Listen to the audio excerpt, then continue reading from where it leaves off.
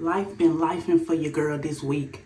New job, new schedule, new environment. It's been a little hectic, but we gonna talk about it. Y'all come on in.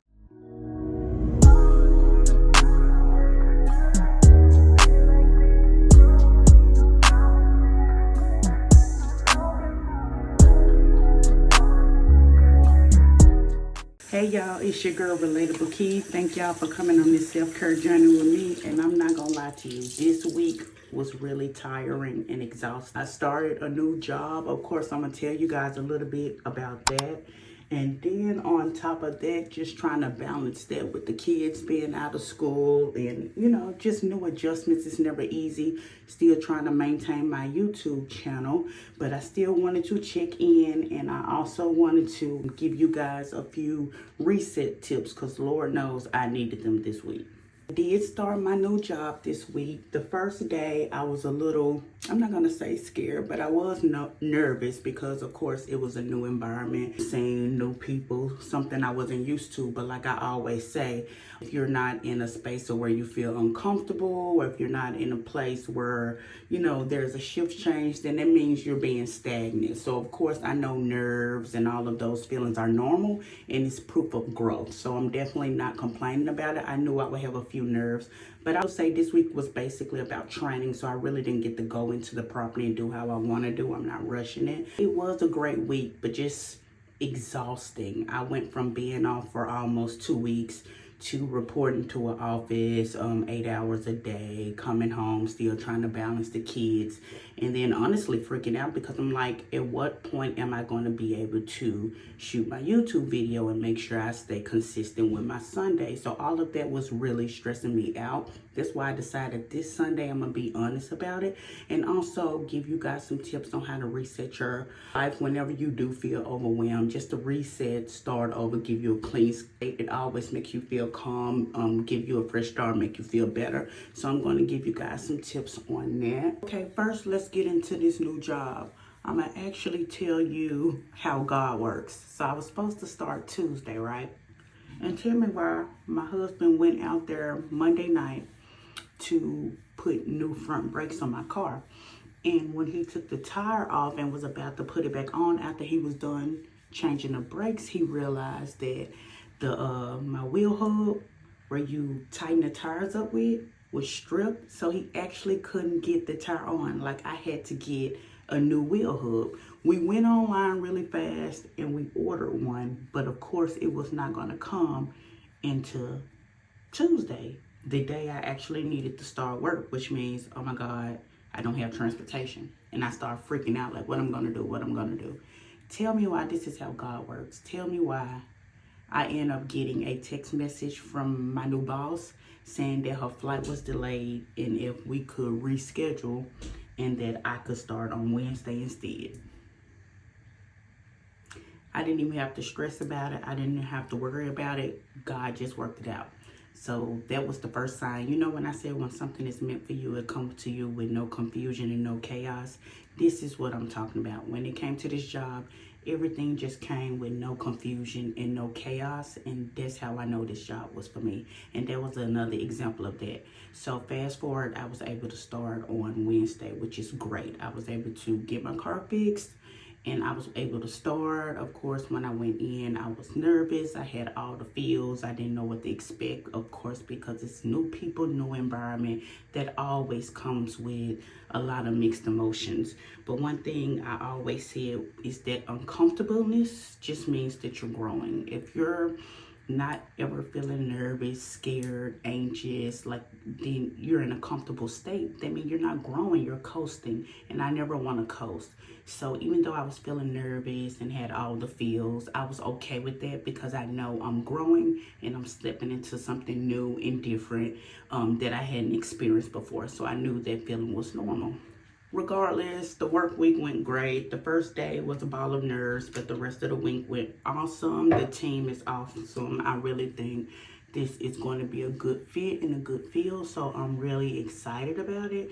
But what did happen in the midst of this week, incorporating a job, a new environment. You know, I'm traveling to a different location. It's a little bit farther than me. For me, I realized that I really started falling off really bad with all the tasks and things that I normally do in regards to my kids, how I operate. Like literally everything is completely off task, and I was freaking out about that. I mean, I'm actually shooting my YouTube video on the Sunday that I'm supposed to be posting it.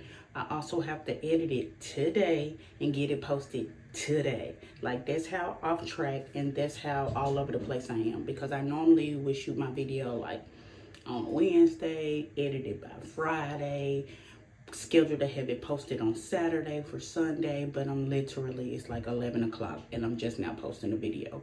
But hey, I'm still showing up, and that's what's important. Falling off from a routine is perfectly okay. It's not about perfection. It's about showing up and getting the goal accomplished. So me showing up even when I'm tired, y'all see I look exhausted. I ain't put no face on. I didn't do any of that. I just woke up this morning, did my face routine, and I came and reported to you guys because I want to stay true to my commitment to you guys. So showing up even when tired, that's what separates the weak from the strong-minded. And I wanted to make sure, even though it's been a difficult week, I can still show up and do all things that I set and schedule and plan to do for myself. But I did do a little reset so I can make sure that next week is a smoother week. So I'm going to give you guys some of the tips and things that I've started doing to help me reset to where I can get back on track. And I hope this helps you guys as well. One, y'all already know what I'm going to say. Journaling, brain dump.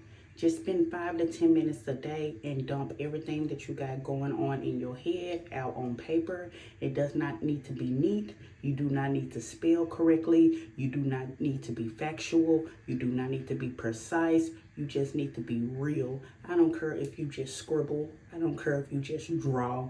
Put pen to paper. I promise you it works. 2, I know you might not want to hear it, but hydrate your body. You have to be drinking water. You have to be hydrated. It really helps with your thought process. It really helps with keeping you energized and having you feeling not so drained. Like water is really important. Seems small, seems like it might not be, but I promise you this, if you don't drink water and you consistently drink water every day, not even for a week, do it for a couple of days and tell me you don't feel better. Water is the key. Make sure you're drinking your water. It's important.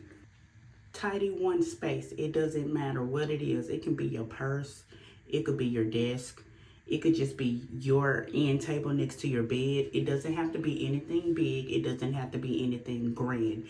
But tidying up and cleaning up a space, like this morning I just got up and cleaned my sink area off.